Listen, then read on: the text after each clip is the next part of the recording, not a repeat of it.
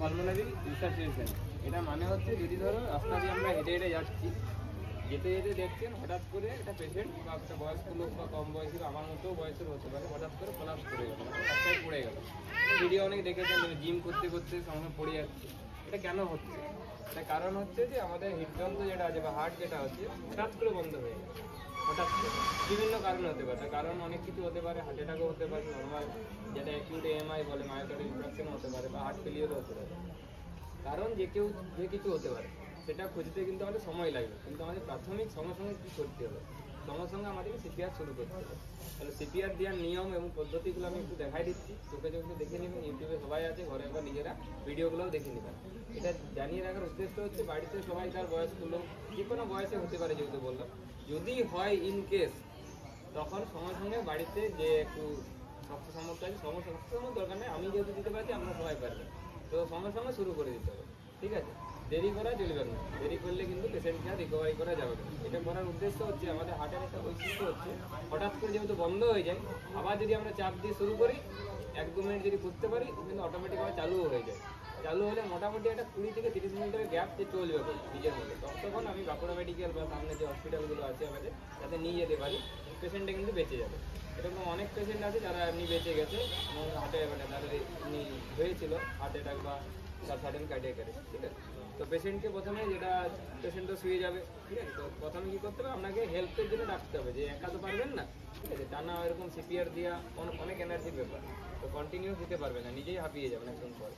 তো বাকি যারা আছে কাছাকাছি সঙ্গে সঙ্গে ডেকে নেবেন, কল ফর হেল্প, তাড়াতাড়ি আসো, একজনকার অবস্থা খুব খারাপ, এটা রাস্তাতেও হতে পারে, বাড়িতেও হতে পারে।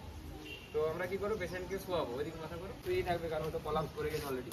তো আমাদের কী করতে হবে, এই যে নিপিল লাইন আছে, ঠিক আছে, এর মাঝে বরাবর, তাহলে কি এই যে এটা নামছে নাম, ঠিক আছে, এই বরাবর নামছে, আর এই যে ক্রস করলাম, ঠিক আছে, তাহলে হার্ট আছে আমার কোথায়, এইরকম জায়গায়, ঠিক আছে, তাহলে আমাকে ধরতে হবে কোথায়, এই জায়গায়, ঠিক আছে।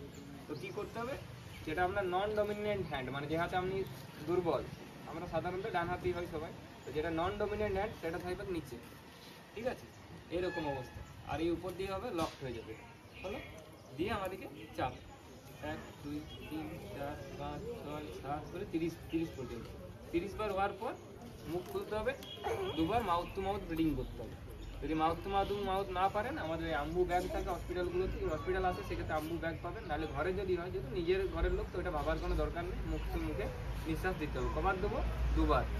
তাহলে আপনার পদ্ধতিটা একবার দেখে নেন, 1 2 3 4 5 6 7, আমি ভুল দেখাচ্ছি, এইভাবে দেখাতে হবে, 1 2 3 4 5 6 7 8 করে 30 হলো, মুখটা খুললাম 2বার, আবার সঙ্গে সঙ্গে এখানে আসলাম, 1 2 3 4 5 করে 30, তো আমাদের চলে আসবে।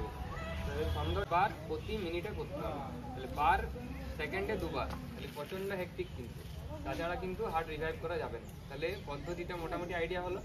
তাহলে আমাদের উদ্দেশ্য কি এটা করা, যে যাতে হাতটা আবার চালু হয়ে যায়, চালু হলে আমরা হসপিটালে নিয়ে যেতে পারবো। এটা যে কোনো বয়সে যে কোনো কারো হতে পারে, ছোটো বাচ্চার থেকে শুরু করে বুড়ো পর্যন্ত যে কোনো লোকের হার্ট কার্ডিয়াক অ্যারেস্ট, যে কোনো বয়সে। আমরা আইসিইউতে যখন কাজ করি বাচ্চাদেরও দেখেছি, বয়স্ক লোকেরও দেখেছি। বাচ্চাদের ক্ষেত্রে কিন্তু এত চাপ দেওয়া যাবে, ঠিক আছে, বাচ্চাদের যে চাপ দিয়ে ভেঙে যাবে হাত ফাট। তো আমাদের কী করতে হবে, ফিঙ্গার দেবো, যে আমি ধরলাম বুকটা, আঙুল এবং বুকে আঙুল চাপ দিয়ে ওদের হাত একদম পৌঁছে যাবে, ঠিক আছে। 1 2 3 4 5 করে 30, আবার 2বার মাউথ টু মাউথ ব্রিদিং, আবার 1 2 3 4 করে 30, আবার মাউথ টু মাউথ ব্রিদিং। তাহলে এটা একটু বেসিক একটা স্কিল প্রতি মানুষের জানা দরকার, ঠিক আছে। আমাদের হেলথ কেয়ার স্টাফরা তো জানছেই, এদের ট্রেনিং হয়, কিন্তু আপনাদেরও জানার দরকার, কারণ আপনারা যদি বিবর্ধমান মার্কেটও হয়, এখানে আনতে পেশেন্টটা মরে যাবে, তাহলে ওইখানে আমার শুরু করে দিতে হবে, ঠিক আছে। তাহলে যারা ইয়ং ছেলে আছে তারা তো শিখবেই, তার সঙ্গে যারা ঘরের মহিলা আছে তারাও পারবে করতে, ইজি কাজ, একদম সোজা কাজ, কিছু না। শোয়াবেন বুকের মাঝটাতে, যেখানটাতে দুটো নিপিলসের করস, আর এই উপরে এই জায়গা ওদের জাস্ট চাপ দেবে, ঠিক আছে, ছন্দতে চাপ দিতে হবে, যাতে হাতটা আমার আবার পুরোনায় ফিরে, ঠিক আছে, বুঝতে পারলাম।